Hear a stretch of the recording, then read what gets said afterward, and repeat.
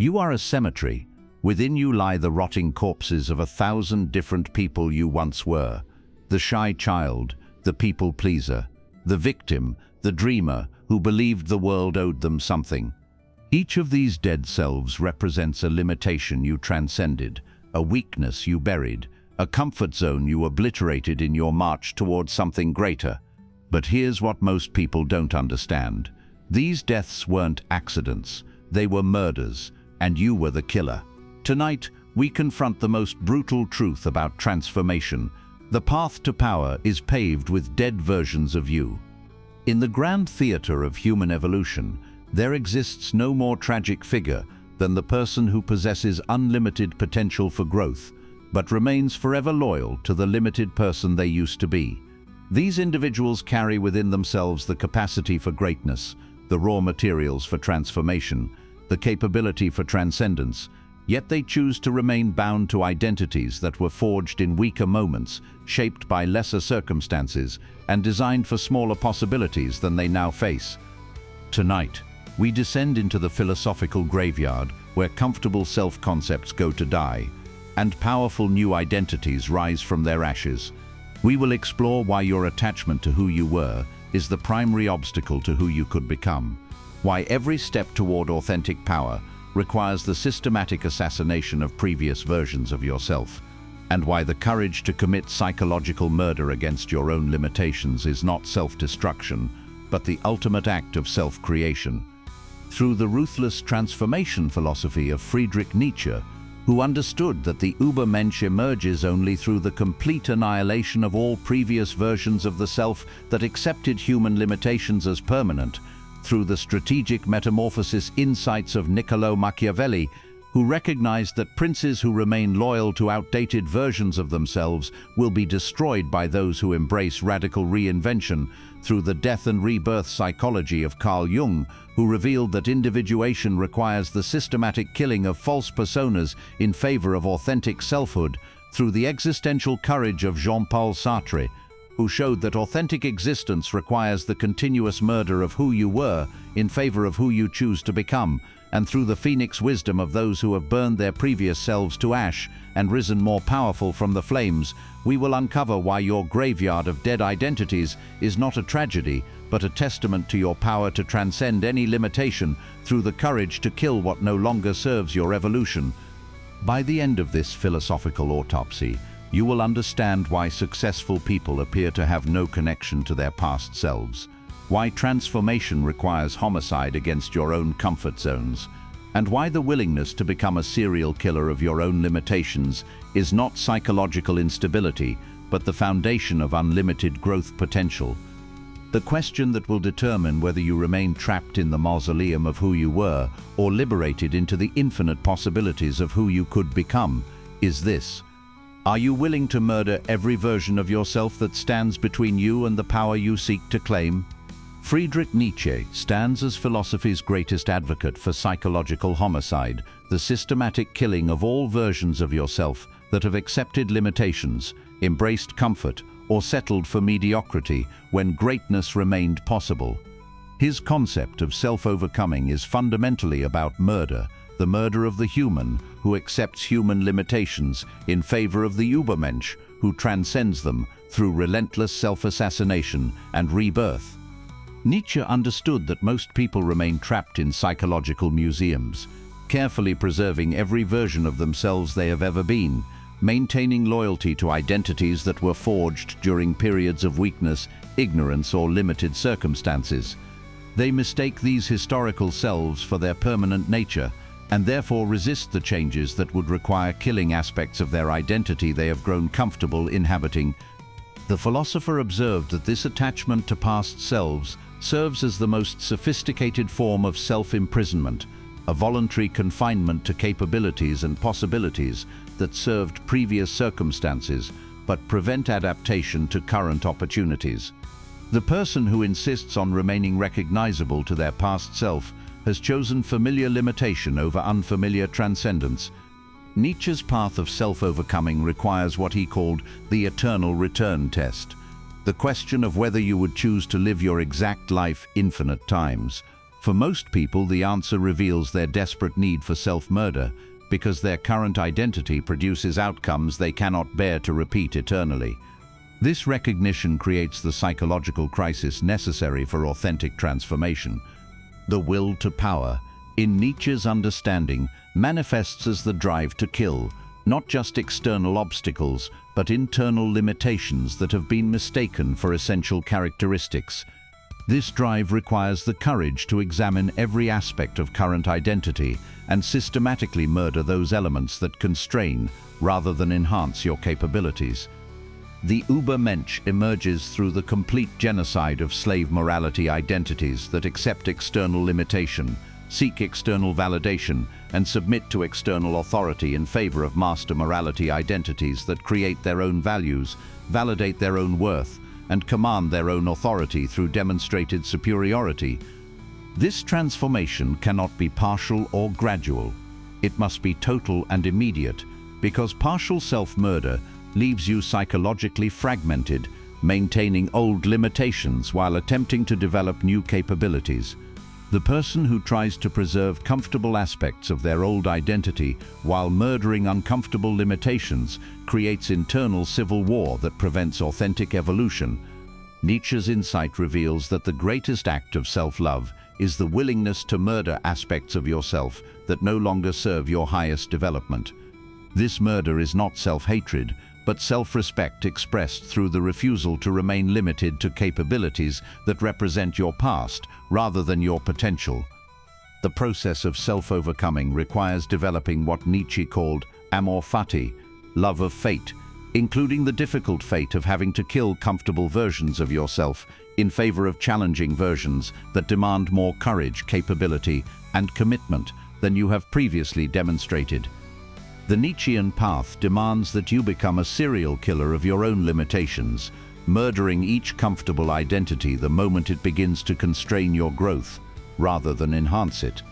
This requires the psychological strength to remain in continuous metamorphosis rather than settling into any permanent form that might provide comfort at the cost of continued evolution.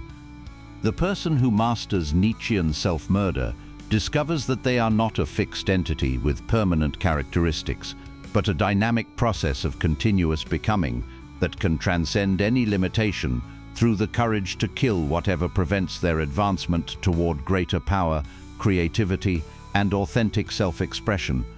Niccolò Machiavelli approached the necessity of self-murder through his analysis of political survival, revealing that leaders who remain loyal to outdated versions of themselves, obsolete strategies, or past relationships that no longer serve current objectives will be destroyed by those who possess the flexibility to kill their previous identities as circumstances demand. Machiavelli observed that effective princes understand that power requires the ability to become completely different people as situations evolve, to murder the generous prince when ruthlessness serves strategic purposes, to kill the ruthless prince when generosity creates advantage, to assassinate any version of themselves that prevents optimal response to changing conditions. This strategic self-murder requires what Machiavelli called virtù, the strength to kill your identity as rapidly as circumstances change without being constrained by attachment to consistency, previous commitments, or the psychological comfort of maintaining familiar patterns of being and behavior. The political insight that Machiavelli provides is that identity consistency is a luxury that only the weak can afford because they face no significant challenges requiring fundamental transformation. The strong, in contrast, face constantly evolving circumstances that require continuous identity assassination to maintain and expand effectiveness. Consider the entrepreneur who must murder their identity as a small business owner to become a corporate executive, killing comfortable patterns of personal involvement in every detail in favor of strategic delegation and systemic thinking. The identity murder is necessary because the capabilities that created initial success become obstacles to greater success. The employee who must assassinate their follower identity to develop leadership capabilities, killing comfortable patterns of waiting for direction in favor of taking initiative and accepting responsibility for outcomes that affect others. The identity transformation requires murdering the safety of being told what to do in favor of the risk of deciding what should be done. The individual who must eliminate their victim identity to claim personal power, killing comfortable patterns of blaming circumstances for outcomes in favor of accepting complete responsibility for creating preferred conditions through strategic action and persistent effort. Machiavelli understood that these identity murders often require killing versions of yourself that others have grown comfortable with, that serve others' needs for predictability, that make others feel safe because your transformation threatens their comfort with their own limitations. The Machiavellian approach requires developing what could be called strategic identity assassination, the ability to kill any aspect of your current identity that prevents adaptation to opportunities or challenges that require different capabilities, relationships, or approaches than your previous identity could provide. This assassination creates competitive advantages because it allows you to evolve faster than those who remain constrained by loyalty to familiar ways of being, thinking, and acting. While others struggle to change because change requires identity murder, they lack the courage to commit. You embrace transformation as the natural expression of your commitment to power over comfort. The strategic wisdom that Machiavelli provides is that identity loyalty often represents disguised fear of the unknown, preference for familiar failure over unfamiliar success, attachment to comfortable limitation over challenging transcendence. The person who cannot murder their current identity lacks the courage required for the uncertainty that authentic power demands. Carl Jung's exploration of individuation reveals the psychological mechanisms through which identity transformation occurs, showing that authentic selfhood requires not the preservation of existing personality, but the systematic murder of false personas that have been constructed to gain social approval while suppressing authentic capabilities and desires. Jung understood that most people's conscious identity represents only a fraction of their complete potential, because vast aspects of their authentic self have been murdered and buried in the unconscious shadow to maintain compatibility with family expectations, social norms, and personal comfort zones that prevent full self-expression.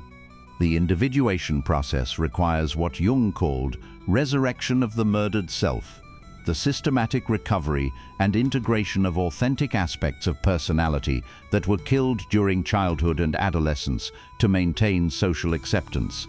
This resurrection necessarily involves murdering the false persona that was built on the grave of authentic identity.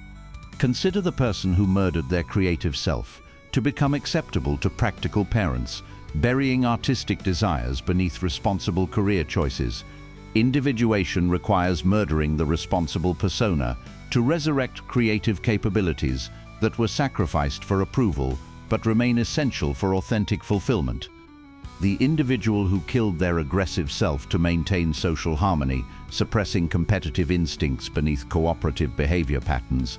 Authentic development requires murdering the artificially cooperative persona to resurrect natural competitive drives that were buried but remain necessary for personal advancement. The person who assassinated their independent self to maintain relationship security, burying autonomous desires beneath dependent behavior patterns. Individuation demands murdering the artificially dependent persona to resurrect natural independence that was sacrificed for attachment but remains crucial for psychological health.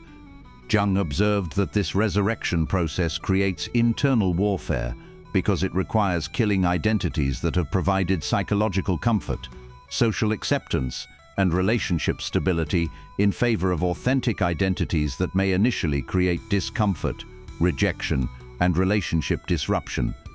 The person undergoing individuation must murder their identity as someone who fits neatly into social categories, maintains predictable behavior patterns, and can be easily understood by others in favor of becoming someone who expresses authentic complexity that may confuse or threaten those who prefer simplified, controllable versions of human personality.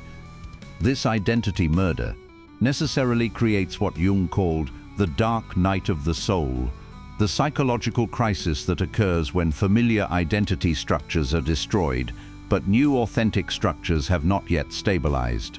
This crisis requires tremendous psychological courage because it involves existing in identity limbo while authentic selfhood emerges from the ashes of artificial persona. Jung understood that this limbo period is necessary and temporary. It represents the space between killing false identity and discovering true identity. The person who cannot tolerate this transitional uncertainty will resurrect previous limitations rather than completing the transformation process that leads to authentic power through integrated personality.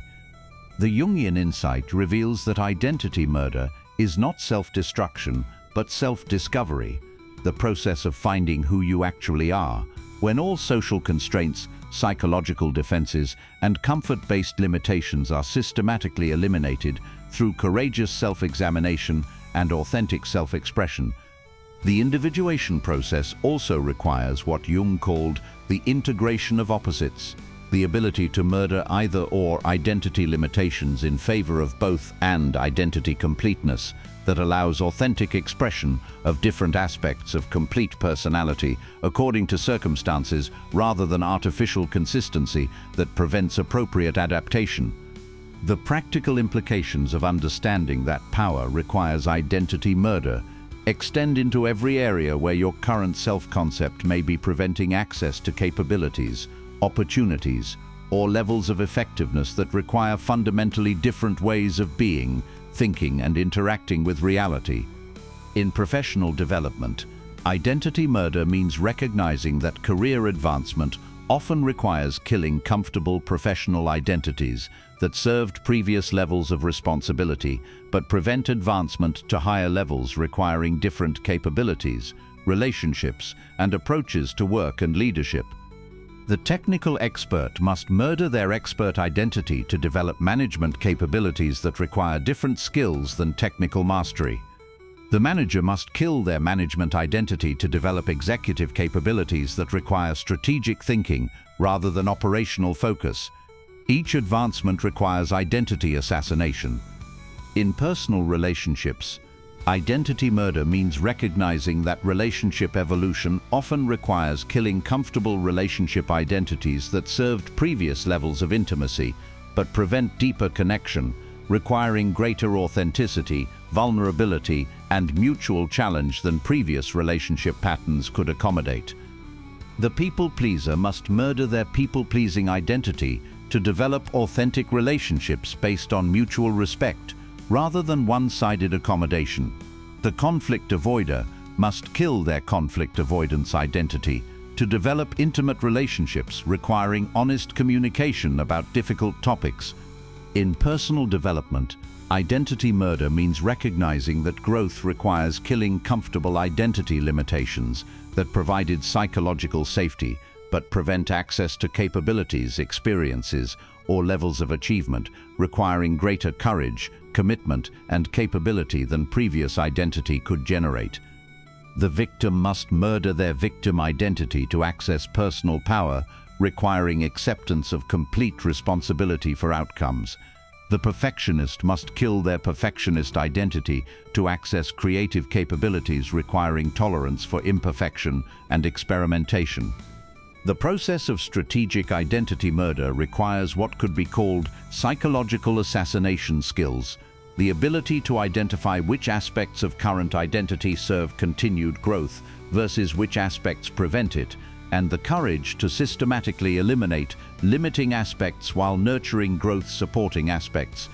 These skills involve learning to recognize when your identity has become your prison rather than your power, when familiar ways of being have become obstacles rather than assets, when comfortable self-concepts have become limitations rather than foundations for further development. Building identity assassination capability also requires developing what could be called metamorphosis tolerance, the psychological strength to function effectively during periods when your old identity has been murdered, but your new identity has not yet fully emerged and stabilized.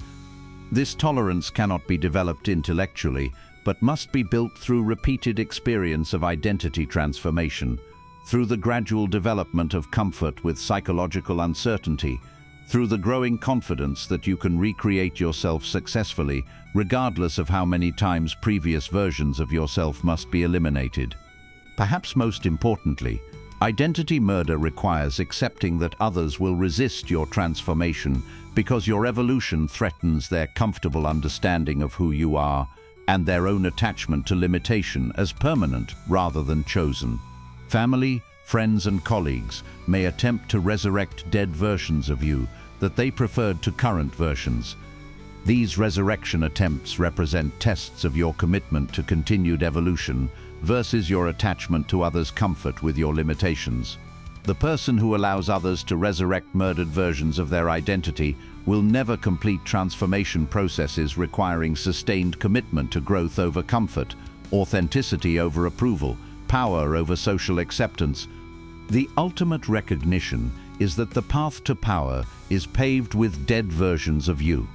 Not because power requires cruelty toward yourself, but because power requires the courage to transcend every limitation you have previously accepted as permanent, including the limitation of remaining loyal to identities that served previous circumstances but prevent adaptation to current possibilities. The person who masters identity murder discovers that they are not betraying their authentic self by killing previous versions, but discovering their authentic self through the systematic elimination of artificial limitations that prevented authentic expression of unlimited potential for continuous growth and adaptation. This mastery creates unlimited freedom because it eliminates the internal resistance that comes from trying to preserve identity consistency while pursuing transformation requiring fundamental change. When you become committed to continuous identity evolution rather than identity preservation, every limitation becomes temporary and every capability becomes accessible through the courage to murder whatever prevents its development.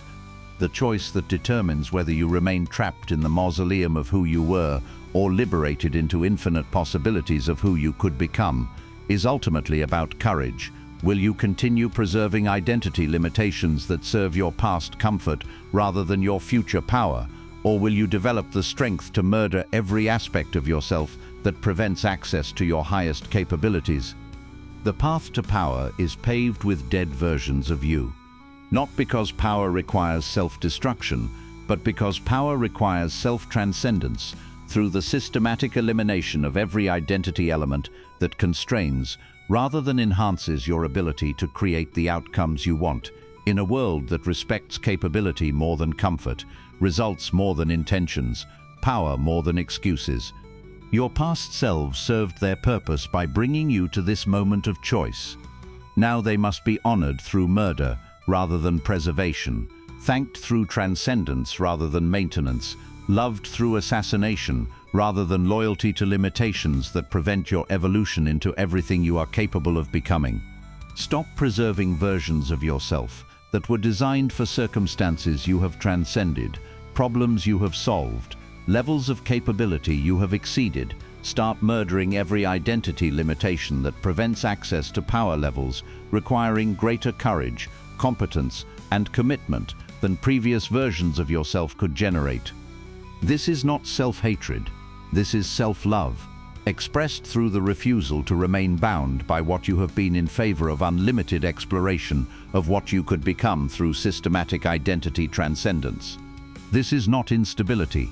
This is the ultimate stability that comes from loyalty to growth rather than attachment to form. The caterpillar must murder its caterpillar identity to become a butterfly. The seed must kill its seed identity to become a tree. You must assassinate your limited identity to become unlimited through the systematic murder of every aspect of yourself that serves your past limitations rather than your future possibilities. Your transformation awaits your willingness to commit identity murder against every version of yourself that stands between you and the power you seek.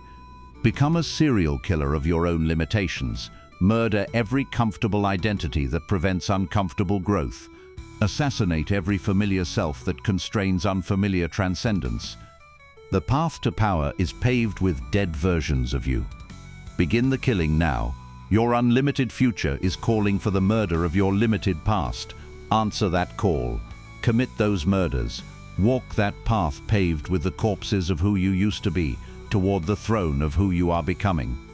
Rise from the graveyard of your murdered limitations into the unlimited possibilities of your unmurdered potential. The path to power awaits your commitment to identity assassination in service of identity transcendence. Murder who you were. Become who you must. Claim the power that belongs to those courageous enough to kill their own limitations rather than being killed by them. The path is paved with dead versions of you. Walk it now,